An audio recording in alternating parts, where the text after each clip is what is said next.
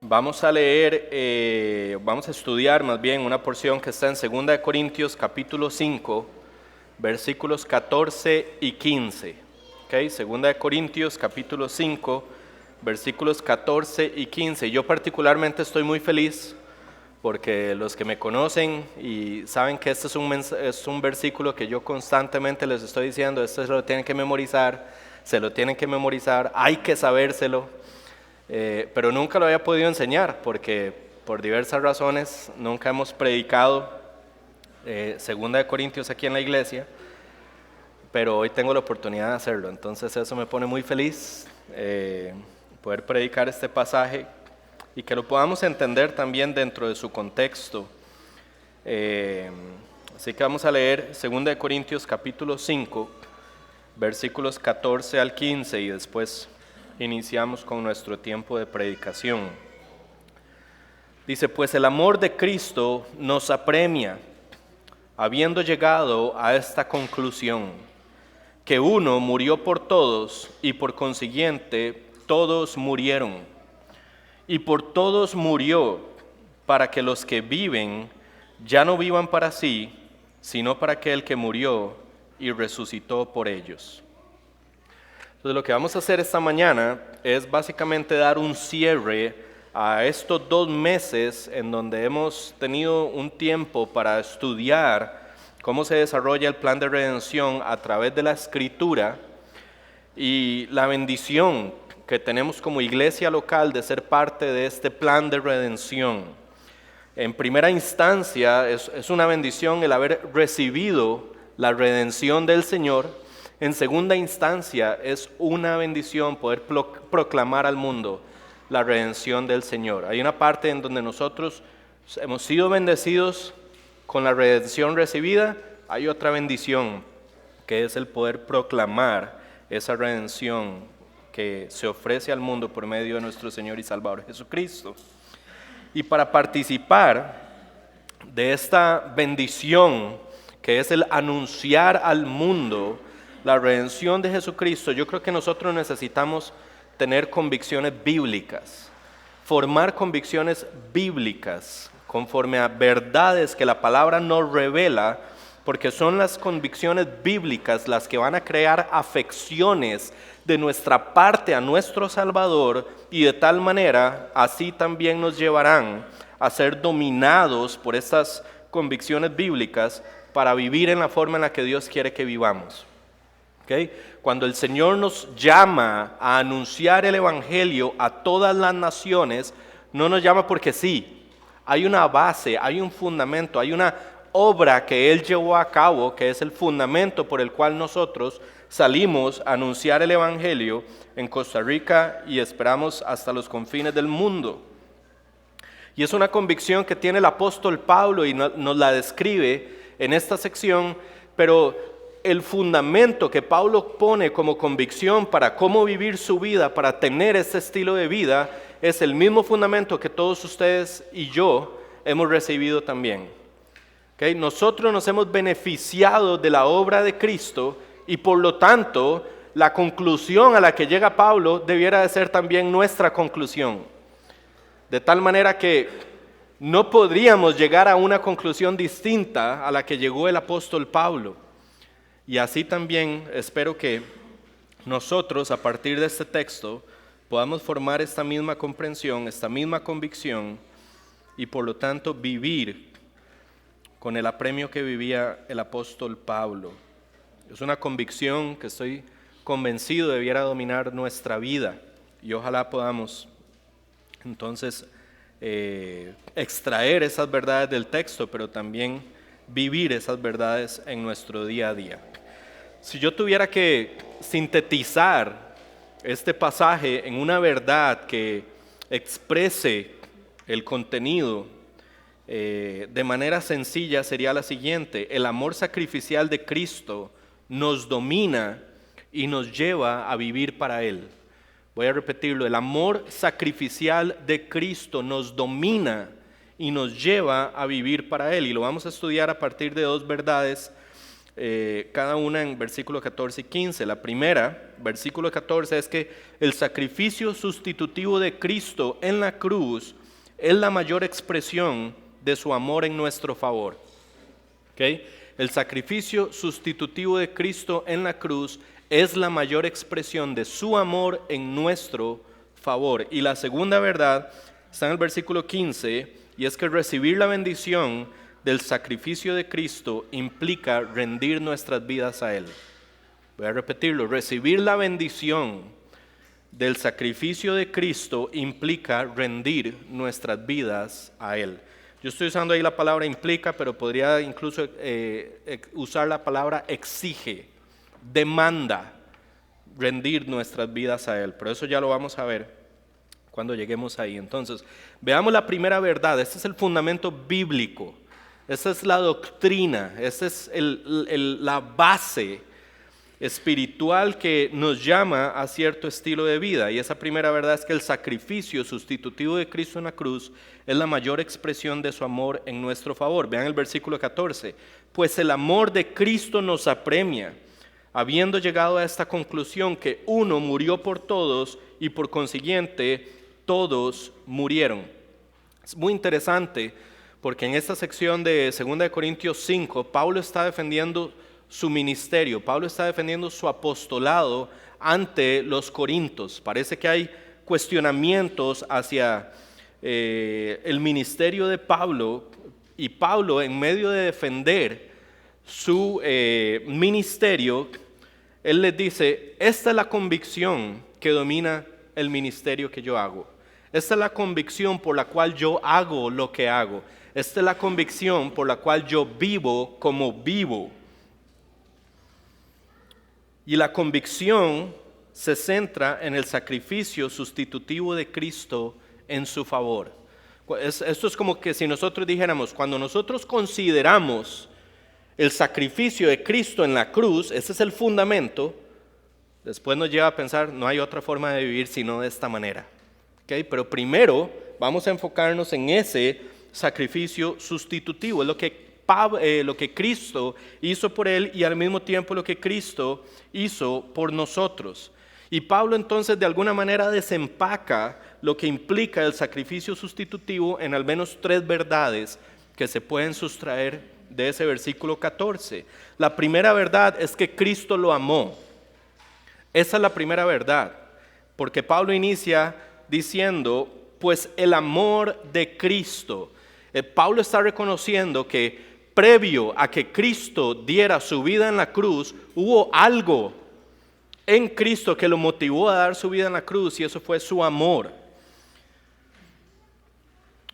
No se puede entender la doctrina del sacrificio sustitutivo de Cristo en la cruz al margen de su amor, porque es el amor que lo motiva a darse a sí mismo hasta la muerte y muerte de cruz.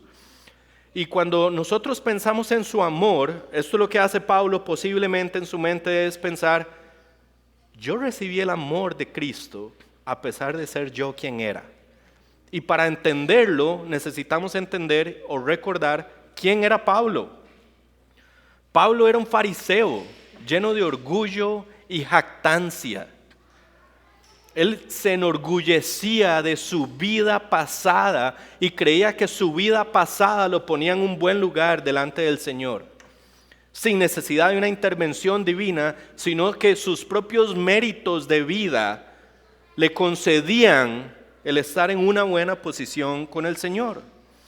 Pero además era un perseguidor de la iglesia. Este hombre asolaba la iglesia, y esa palabra asolar se describe como a una fiera salvaje que despedaza todo un rebaño, que no deja nada a su paso. Y así este hombre perseguía a la iglesia. Era un hombre que odiaba todo lo que Cristo era y todo lo que se asociaba con Cristo y todo lo que Cristo representaba. Era un hombre que quería exterminar el cristianismo en el primer siglo.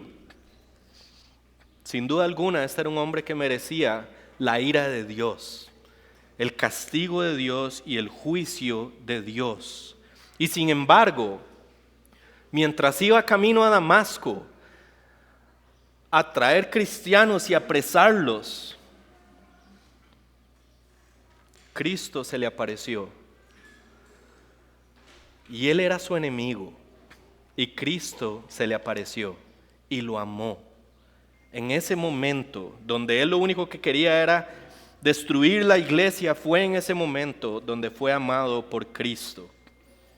Vean lo que dice Romanos 5:8. Esto posiblemente está en el corazón de Pablo en todo momento de su vida y debiera estar en el de nosotros también. Pero Dios demuestra su amor para con nosotros en que, siendo aún pecadores, Cristo murió por nosotros. Cuando Pablo piensa en que Cristo lo amó, definitivamente Pablo dice que este amor, y concluye que este amor era inmerecido. Él no lo merecía. Y de la misma manera debiéramos de reconocerlo nosotros. Porque Pablo, hablando de la generalidad de la humanidad en Efesios 2, nos describe como enemigos de Dios, viviendo bajo la influencia de Satanás, viviendo en función de nosotros mismos, actuando con determinación en contra de la voluntad del Señor. Y sin embargo, cuando aún éramos pecadores, Él nos amó y murió por nosotros.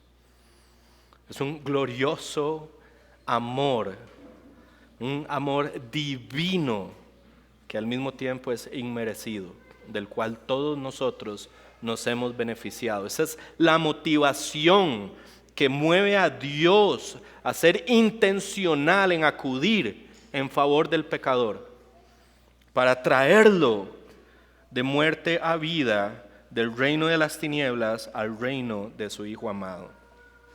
Y es el mismo amor que Pablo recibió, el amor que nosotros hemos recibido.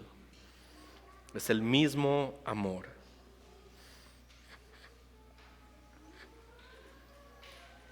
Pero hay una segunda verdad en el texto, en esta forma de que Pablo desempaca la doctrina del sacrificio sustitutivo, y es que él llega a una conclusión. Y esta conclusión es lo que nosotros hoy llamamos convicción. Concluir algo es, yo tengo una convicción, a partir de lo que he visto, lo que he estudiado, lo que he experimentado, yo he llegado a esta convicción. Y la convicción es la que nos domina. Y Pablo dice ahí, habiendo llegado a esta conclusión, esta es la segunda verdad, que el amor de Cristo lo llevó a morir por todos. Porque Pablo dice que su conclusión es que uno murió por todos. Este hombre iba en camino a Damasco como una bestia salvaje y Cristo salió a su encuentro. Y fue ahí donde Pablo pudo entender lo que Cristo hizo por él. Gálatas 2:20 dice, con Cristo he sido crucificado y ya no soy yo el que vive, sino que Cristo vive en mí, y la vida que ahora vivo en la carne, la vivo por la fe en el Hijo de Dios, el cual me amó, eso fue lo primero que hizo, me amó y se entregó a sí mismo por mí. Cuando Pablo está diciendo que Él se entregó por mí, Él está diciendo que Él tomó mi lugar, de tal manera que yo pudiera tomar su lugar. Él tomó el lugar mío como pecador y yo poder tomar su lugar como justo. Eso fue lo que Cristo hizo por nosotros, motivado por su amor. Es que no es solo amor. No es solo amor. Ya el amor por sí solo es glorioso recibirlo de parte de Dios siendo nosotros pecadores. Pero es que este amor fue sacrificial. Fue hasta la muerte de cruz. Y uno pensaría, Pablo siendo Pablo, definitivamente no merecía esa extensión del amor. Pablo no merecía que el amor de Dios llegara hasta ese límite donde tuvo que haber llegado. Y sin embargo, eso fue lo que Dios hizo. Y eso fue lo que Dios hizo por nosotros también. Quiero recordarles un pasaje que estudiamos hace algunas semanas, Isaías 53, y noten el cambio de pronombres, él, nosotros, porque toda la escritura habla de sustitución. Esa es la redención en Cristo, es sustitución, él en nuestro lugar, de tal manera que nosotros recibiéramos los beneficios que no merecíamos. Isaías 53, versículos 4 al 6 dice, ciertamente Él llevó nuestras enfermedades, noten, Él, nuestras, y cargó con nuestros dolores. Con todo, nosotros lo tuvimos por azotado, por herido de Dios y afligido, pero Él fue herido por nuestras transgresiones, molido por nuestras iniquidades. El castigo por nuestra paz cayó sobre Él, y por sus heridas hemos sido sanados. Todos nosotros nos descarriamos como ovejas, nos apartamos cada cual por su camino, pero el Señor hizo que cayera sobre Él la iniquidad de todos nosotros. Así como Cristo salió al encuentro de Pablo, camino a Damasco, familia, en algún momento de nuestras vidas, Él salió a nuestro encuentro también, sin que nosotros lo buscáramos y sin que nosotros lo anheláramos, y nos abrió el entendimiento para que pudiéramos entender que Él dio su vida en la cruz en nuestro favor, en nuestro lugar, sin que nosotros lo mereciéramos.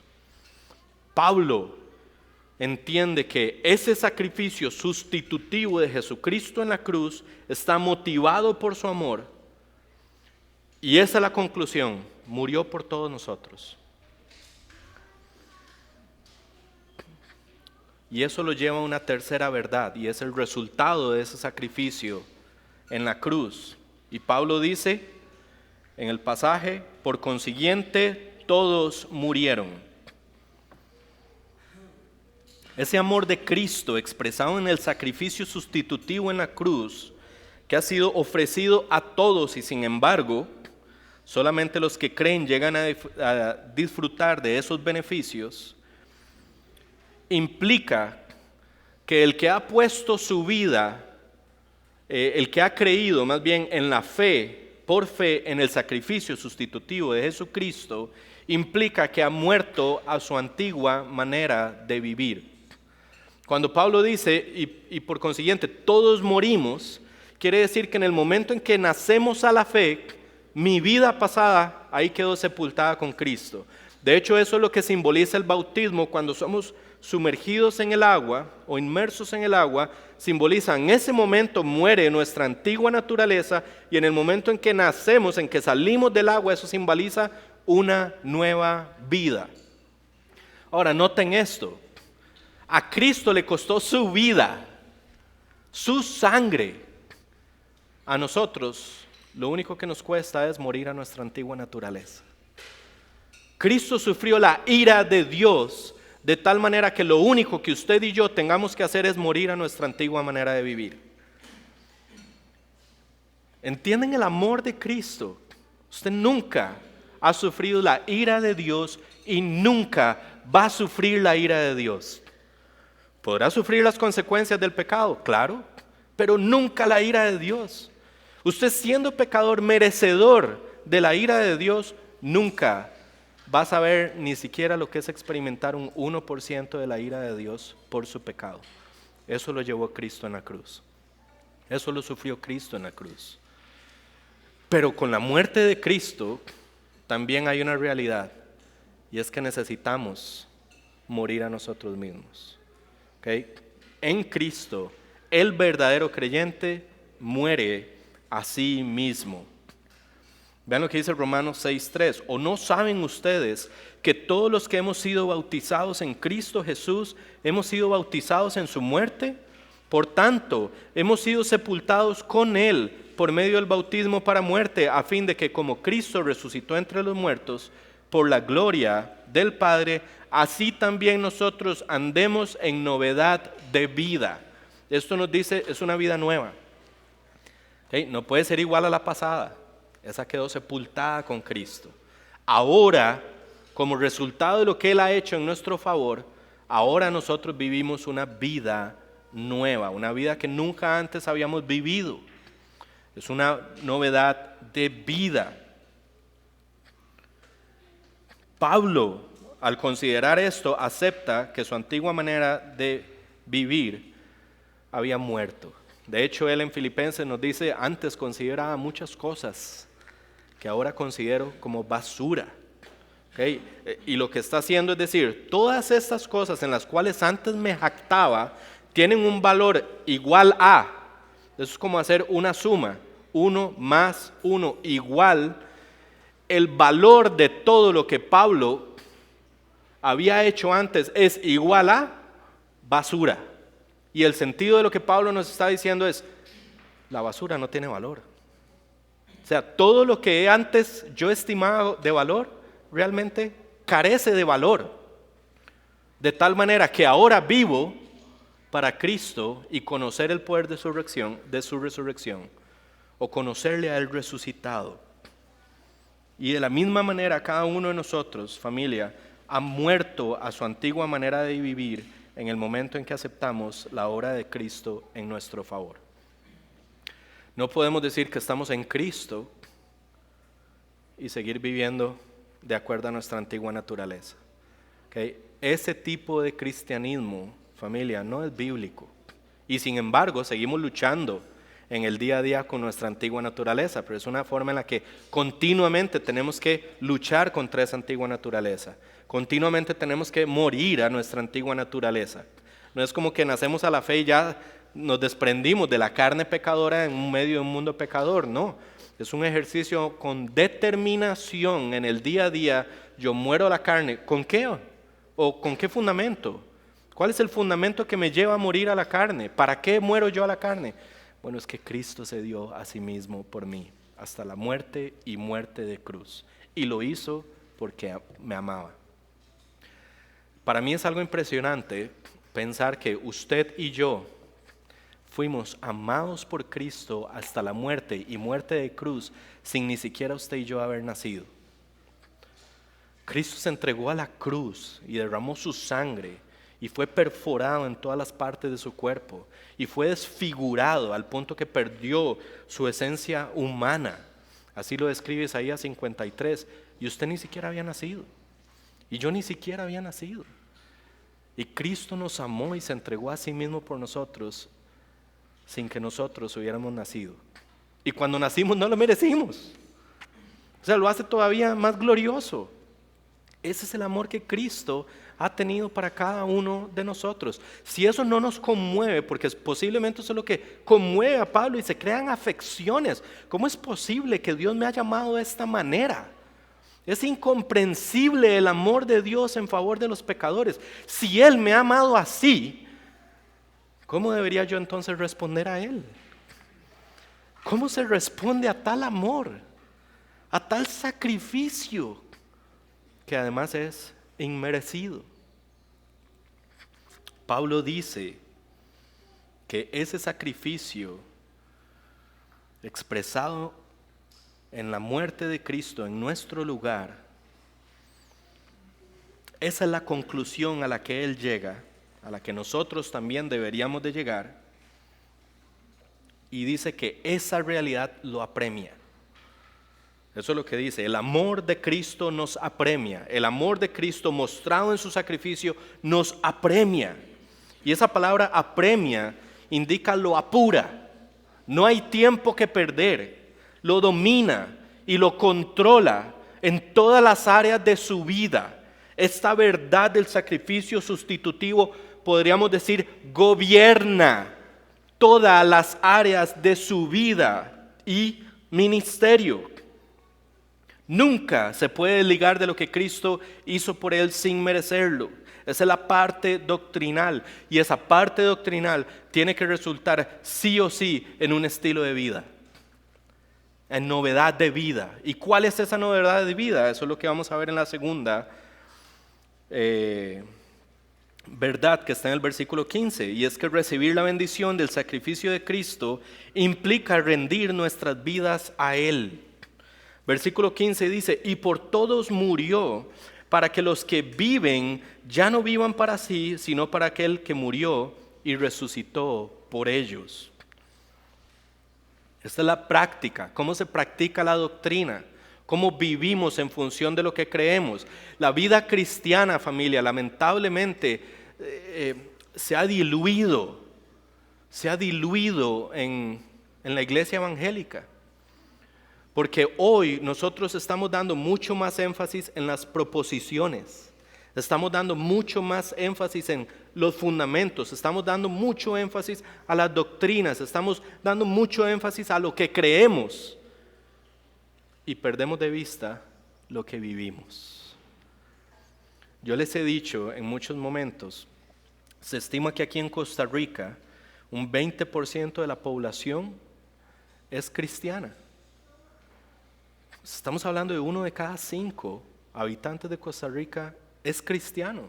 Y usted no ve en la dinámica social un impacto de la iglesia hacia el país. ¿Y por qué es que no lo ve? Porque nos quedamos en las proposiciones y no aplicamos en nuestra vida lo que confesamos con nuestra boca. Y la vida del creyente, como Pablo nos está enseñando, es una vida que debe de ser consistente entre lo que cree y lo que vive. Consistente. Porque si no lo es, los únicos que nos engañamos somos nosotros mismos.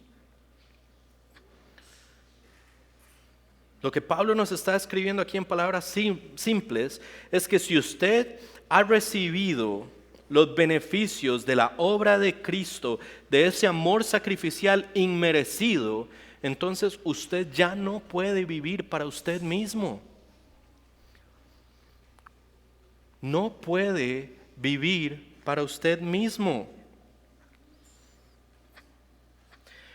Y Pablo lo que está haciendo es que de manera implícita está dándonos a entender que antes de Cristo eso era lo que hacíamos.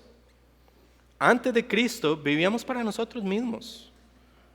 Era una vida centrada en nosotros mismos, nuestros sueños, nuestros deleites, nuestros placeres, nuestras aspiraciones, nuestro propio provecho, nuestro propio beneficio, nuestro,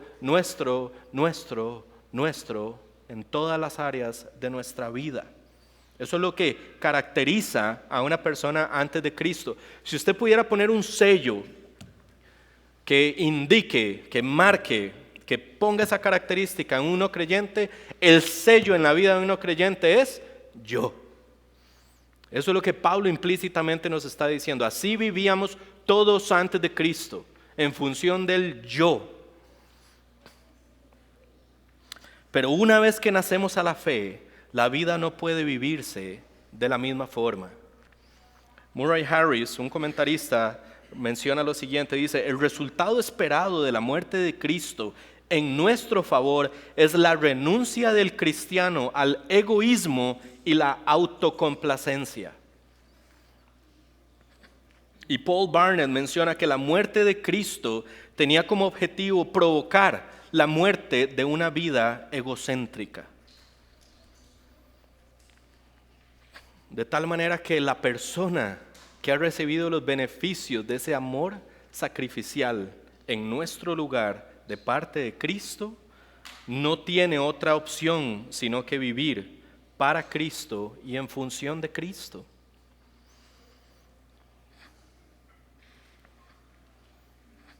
Así como el sello de una persona antes de Cristo es el yo, el sello de una persona que ha nacido de nuevo es devoción exclusiva a Cristo. Si fuéramos sellados, ese sello debería decir: esta persona vive una vida devota exclusivamente a Cristo. El mismo Murray menciona más adelante en su comentario, dice: el creyente hace de Cristo el punto central de sus pensamientos y acciones. Y cuando el creyente vive para Cristo, se logra el propósito divino de la muerte de Cristo. Después de la conversión, la motivación de toda la vida del creyente debe ser el deseo de agradar únicamente a Cristo. Y eso es lo que Pablo escribe más adelante, un poco más atrás en 2 Corintios 5:9, dice: por eso, ya sea estando presentes o ausentes, ambicionamos agradar al Señor. O sea, ¿cuál es el deseo continuo de Pablo en su vida? Agradar al Señor. Estando con creyentes o estando lejos de los creyentes. Estando en Corinto o estando lejos de Corinto. La motivación no cambia porque el fundamento es el sacrificio de Cristo en la cruz. Ese fundamento domina toda mi vida, independientemente de dónde esté, con quién esté, qué sea lo que estoy haciendo. Busco agradar de manera continua al Señor. Ese sacrificio se convirtió no solo en una convicción de Pablo, sino que esa convicción lo lleva a una convicción adicional. No es la que estamos viendo en este momento, pero es importante reconocerla. Y es que en el momento en que nosotros ponemos nuestra fe en Cristo, le pertenecemos a Cristo. Si le pertenezco a Cristo, no puedo hacer mi voluntad, tengo que hacer la voluntad de Él. Romanos 14:8 dice, pues si vivimos, para el Señor vivimos, y si morimos, para el Señor morimos. Por tanto, ya sea que vivamos o que muramos, del Señor somos. Y si somos del Señor, entonces tenemos que hacer la voluntad del Señor. No hay otra forma de responder al Evangelio sino entregando nuestras vidas en respuesta al sacrificio inmerecido de Cristo en nuestro favor. Si recordamos ahí Isaías 53, el cuerpo de Cristo fue desfigurado por completo. Y espiritualmente fue aplastado por Dios cuando nuestros pecados le fueron transferidos a Él y puestos sobre sus hombros, sin que nosotros lo mereciéramos. Y cuando consideramos eso, entonces eso nos apremia, nos urge, nos pone una necesidad incesante. Hay un fuego en nosotros a partir de esta verdad que debiera de controlar nuestras vidas, gobernar nuestras vidas para entonces vivir en función únicamente de Cristo y no en función de ninguna otra cosa. Y aquí podríamos hablar un poco. ¿Qué lugar tiene tu trabajo en tu vida? ¿Qué lugar tiene tu familia en tu vida? ¿Qué lugar tienen los estudios en tu vida? ¿Qué lugar tiene el deporte en tu vida? ¿Estás viviendo en función de ello, en el nombre de Cristo? ¿O estás viviendo en función de Cristo? Porque nosotros podríamos cometer el error de pensar que estamos viviendo para Cristo cuando en realidad podríamos no estar viviendo para Cristo. Y uno se da cuenta de si uno está viviendo para Cristo porque simplemente te quitan esto de la vida y tu vida se desborona. ¿Qué pasa si el Señor te dice hoy, sálgase de ese trabajo, deje sus sueños, ¿cómo se dice? Laborales. Tu familia es completa como está hoy, no necesitas nada más. Esa es mi buena voluntad para tu familia. ¿Qué pasa si el Señor te dice eso? ¿Vives para Él? ¿O te enojas con Dios? ¿O reaccionas contra Dios? Como que a veces uno hace hasta berrinches en contra de Dios. Y esas cosas a veces Dios las trae a nuestro corazón para avisarnos y decirnos, ojo, hay cosas en tu vida que no son malas en sí mismas, pero que se están comenzando a convertir en ídolos en tu corazón. Y por no tener eso, estás perdiendo el gozo de lo que yo te he dado en Cristo Jesús, tu Salvador. Cuando uno se pone a pensar en frío, tal vez tratando de hacer un ejercicio de manera objetiva, cuando uno piensa como creyente es, en serio, todo lo tengo en Cristo. Efesios capítulo 1, versículo 3 dice que toda bendición espiritual se nos ha dado por medio de Cristo. Eso es una realidad que todos nosotros disfrutamos. Y sin embargo, te quitan tu trabajo y ¿qué pasa en tu vida? Te quitan algo de tu vida y pierdes el gozo de esto. Eso posiblemente es un detalle amoroso de Dios también en tu vida, diciéndote, estás haciendo un ídolo en tu corazón y estás dejando de vivir para aquel que murió y resucitó por vos. Eso es parte del amor de Dios. Así debemos de verlo. Es que no solo nos ama sacrificialmente para traernos a Él, sino que muchas veces su amor también se expresa en que trae a la luz realidades de nuestro corazón, donde estamos poniendo nuestro enfoque en tantas otras cosas que no es Él. Y es una forma en la que Él nos llama a, recuerden, su vida no es de ustedes, su vida me pertenece. Y soy yo el que dispongo cómo es que usted debe vivir. Y eso es parte de su amor.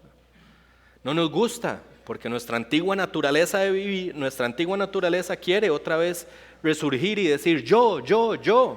Pero el sello del creyente es una vida de devoción exclusiva a Cristo. Recordemos eso. Si está el yo, eso debe de ser erradicado y hay que luchar contra eso. Hay que esforzarse, no es fácil. En la gracia de Dios tenemos una iglesia para apoyarnos unos a otros. No tienes que luchar solo, no tienes que luchar sola. Somos 70 personas aquí en la misma lucha, incluidos nosotros como pastores. Estamos en la misma lucha tratando de negarnos a nosotros mismos para vivir una vida de devoción exclusiva a Cristo. En cada vida esa lucha se puede vivir diferente, pero el fundamento es el mismo. Cristo murió en tu lugar. Y lo que Dios espera es lo mismo. Viva para mí. Entre esta doctrina y este estilo de vida es donde todos tenemos que ayudarnos unos a otros para quedar aquí todos, llegar aquí todos y alcanzar este objetivo todos, porque para eso murió Cristo. Cuando Pablo nos está diciendo ¿para qué? Ese es el objetivo, ese es el propósito. Y por todos murió para que los que ahora vivimos, vivamos para Él. Ese es el objetivo de la vida cristiana, es vivir para Él. Y para eso todos necesitamos ayudarnos unos a otros.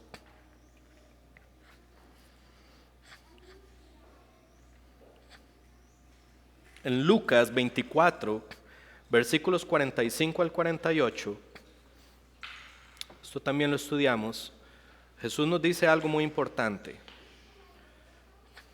Y esto es parte de lo que es vivir para el Señor, hacer las cosas que son conforme a su voluntad, vivir para sus propósitos.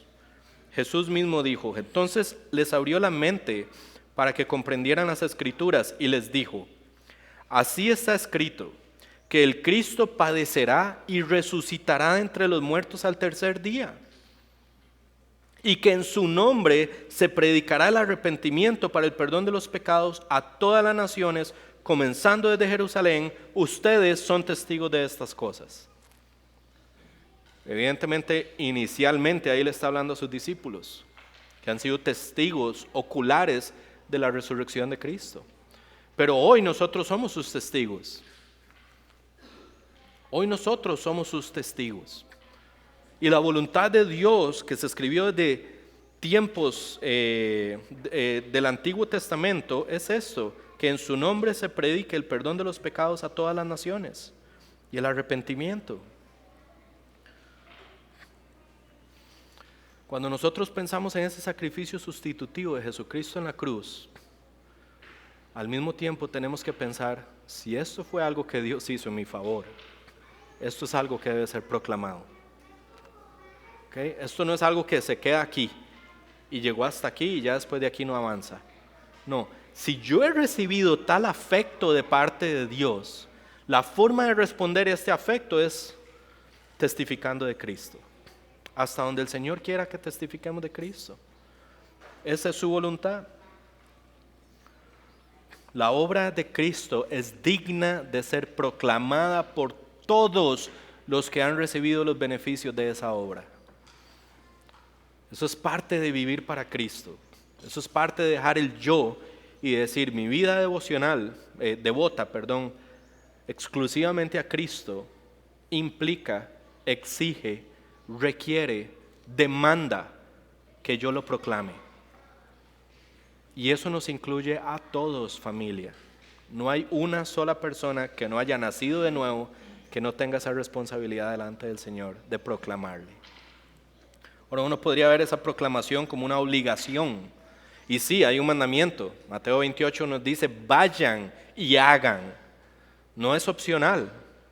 Pero el apóstol Pablo, a pesar de que tiene el mandamiento, escoge el amor de Cristo como su motivación.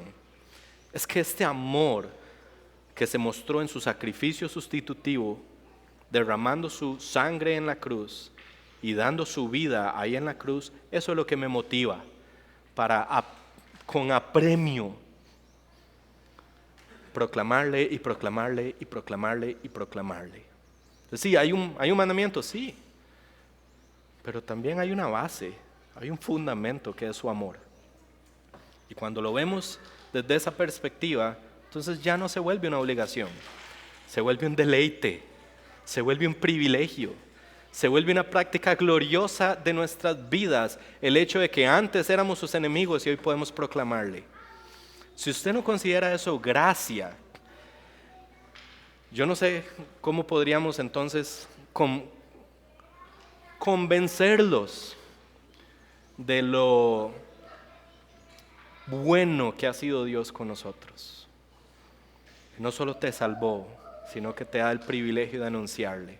Eso es parte de su bondad, es parte de su amor. Y hoy Él nos hace partícipes de eso. Eso es glorioso. Al inicio del mes de marzo comenzamos un ayuno aquí en la iglesia buscando que el Señor trajera convicción de generosidad sacrificial en respuesta a esto que Cristo ha hecho con nosotros para poder colocar una familia en Medio Oriente que vaya a plantar iglesias y predique el Evangelio. Esa familia es la nuestra. Y yo les había dicho, ¿verdad? Si nosotros como familia pensáramos en el yo, no nos iríamos a ningún lado.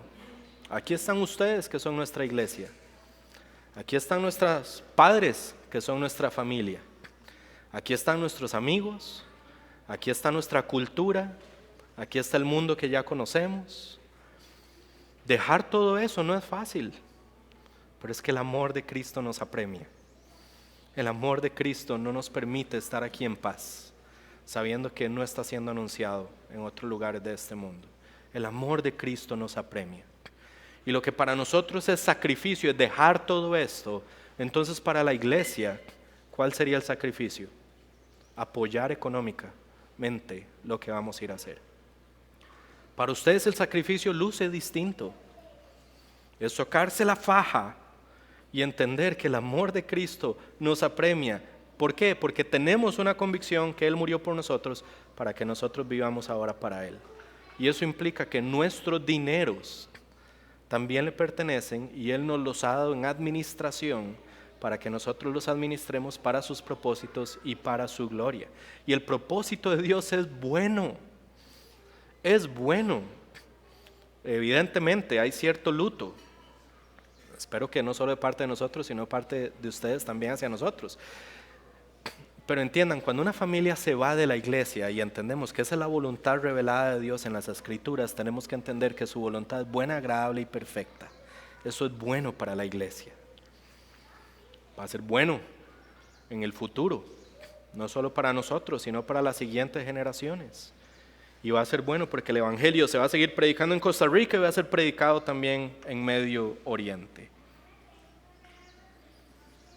Pero entonces entendemos que la administración de nuestros dineros ya no se realiza o se ejecuta en función de nuestras vidas, sino en función de Cristo.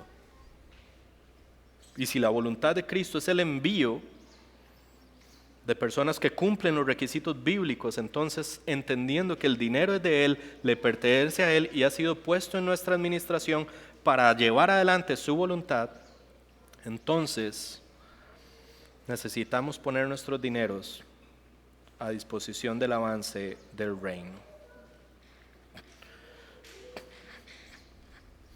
Yo espero que después de haber orado en este tiempo, de haber ayunado,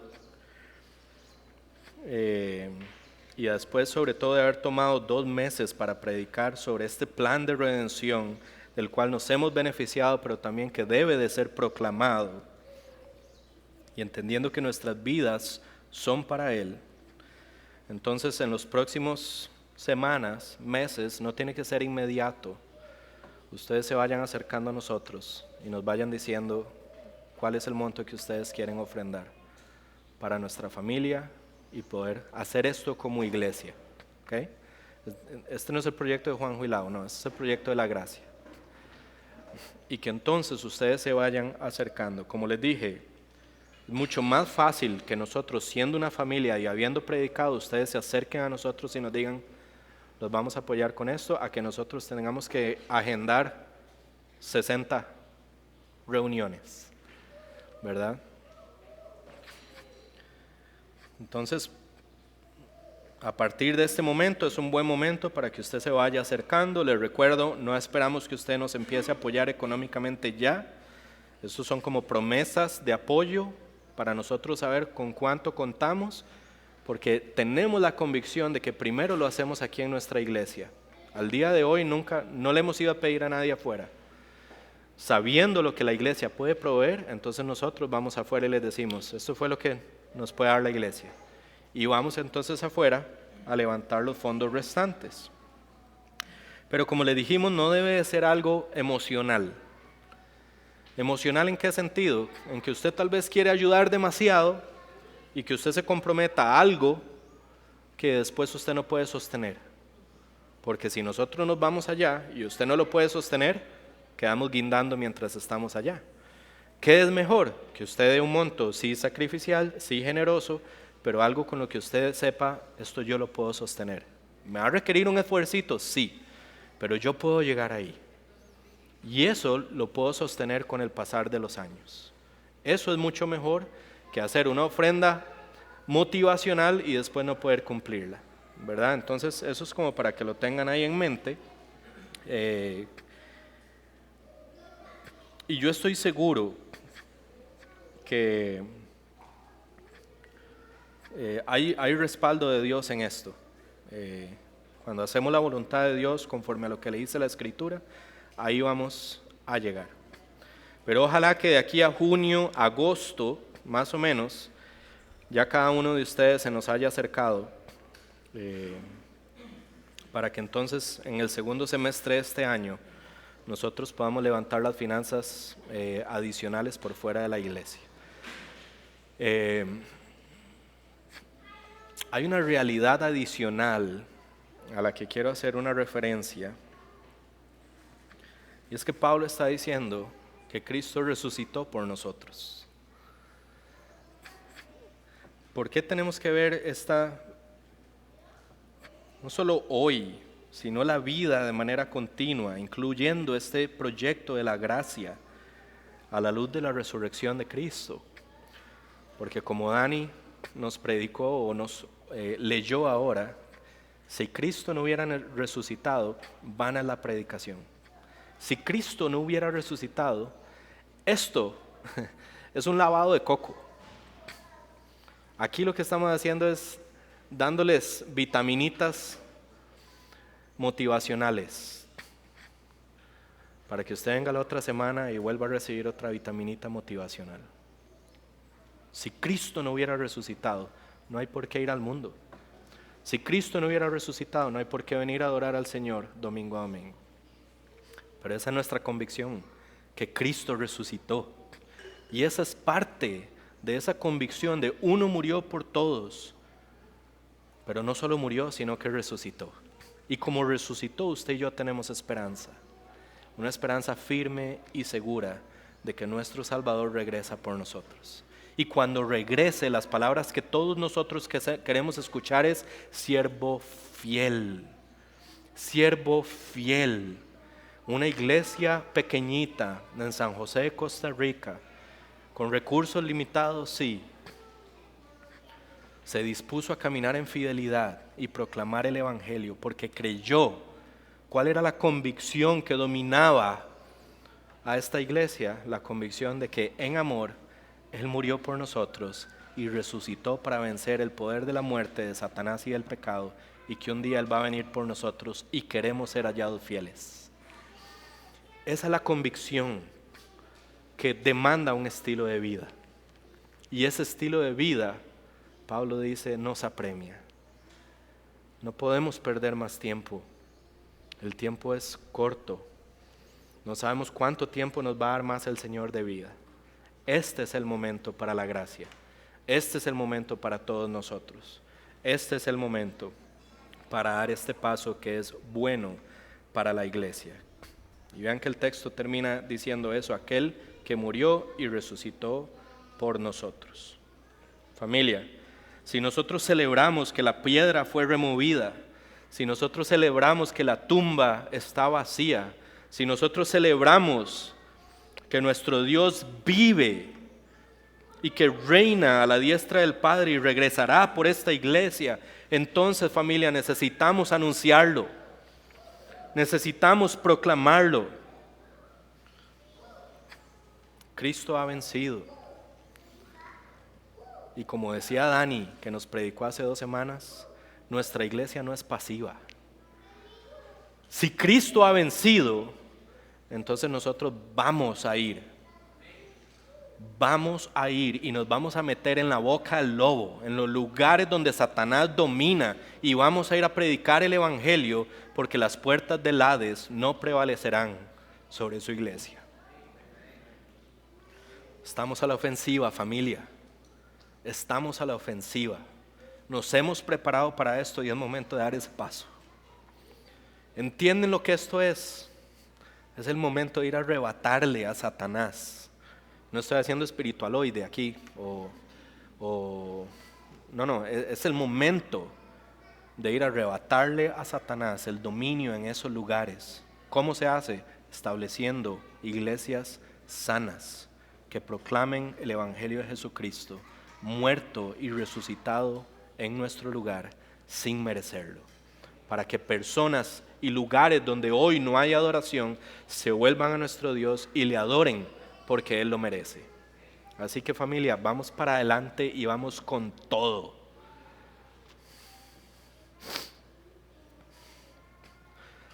Véanme, yo no tengo miedo. Tengo miedo de Cristo y no hacer la voluntad de Cristo. De eso tengo miedo, eso me aterra. Pero miedo de dejar aquí todo, y miedo de ir a proclamar a Cristo, y miedo de que me puedan matar, me vale 3 pepinos, porque mi vida está escondida con Cristo y mi alma está en sus manos. Y así tenemos que verlo todos. Estamos a la ofensiva, familia, y no vamos a detenernos, porque la victoria es del Cordero, el Cordero que resucitó y el Cordero que vive.